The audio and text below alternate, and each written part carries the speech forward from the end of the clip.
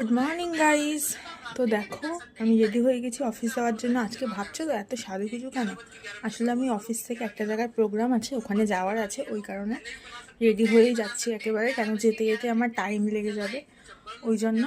তো এখন আমি অফিস যাচ্ছি, অফিস থেকে যে তাড়াতাড়ি বেরিয়ে যাবো, বেরিয়ে ওখানে যাব, তোমাদের সাথে আজকে ব্লগটা শেয়ার করব, ঠিক আছে? আর আজকে তো 25শে ডিসেম্বর, তো সবাইকে বড়দিনে অনেক অনেক শুভেচ্ছা।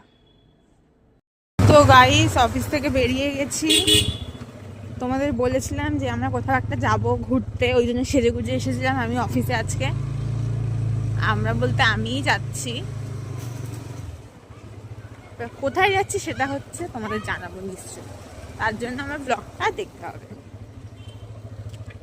তো পাইকপাড়ার মৈত্র মঞ্চে ওখানে প্রোগ্রামটা হবে। তো আমার বেস্ট ফ্রেন্ডের দাদার মেয়ের প্রোগ্রাম আছে, ওইখানেই আমরা এসেছি, ঢুকে গেছি ভেতরে। প্রোগ্রাম এখনও স্টার্ট হয়নি, স্টার্ট হবে।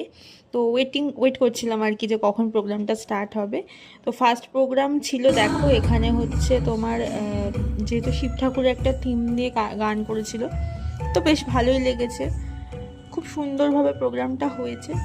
তোমাদের যতটা পেরেছি দেখানোর চেষ্টা করেছি।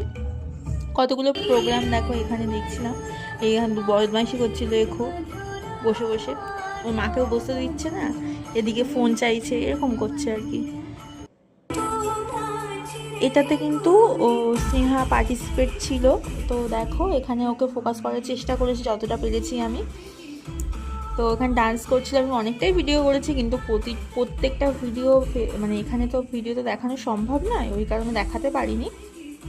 তোমাদের কেমন লাগছে অনুষ্ঠানটা প্লিজ আমাকে কমেন্ট করে জানিও। কিন্তু সব থেকে এখানে যেটা দেখতে পাচ্ছ, মানে পুচকেগুলো ডান্স করছে, আমার তো ভীষণ ভালো লেগেছে এটা।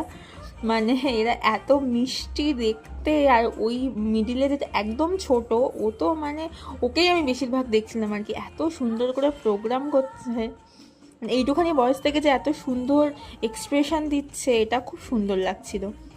তারপরে আবার একটা স্নেহার ডান্স ছিল, এটা ছিল তোমার হচ্ছে ওই ঢোলিতারও ঢোল বাজে গানটাতে, তোমরা হয়তো শুনতে পাচ্ছ, মানে একটা হালকা সাউন্ড আমি ইউজ করেছি। তো তোমার হচ্ছে এই গানটাতেও প্রোগ্রামটা ছিল, আমার কিন্তু বেশ ভালো লেগেছে ডান্সটা।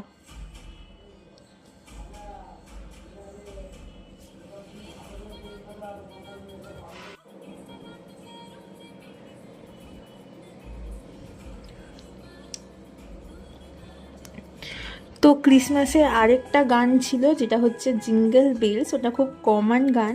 তো এখানে দেখো বাচ্চাগুলো এত কিউটভাবে ডান্স করছিল, মানে আমার তো ভীষণ ভালো লাগছিলো। আর এইদিকে আমাদের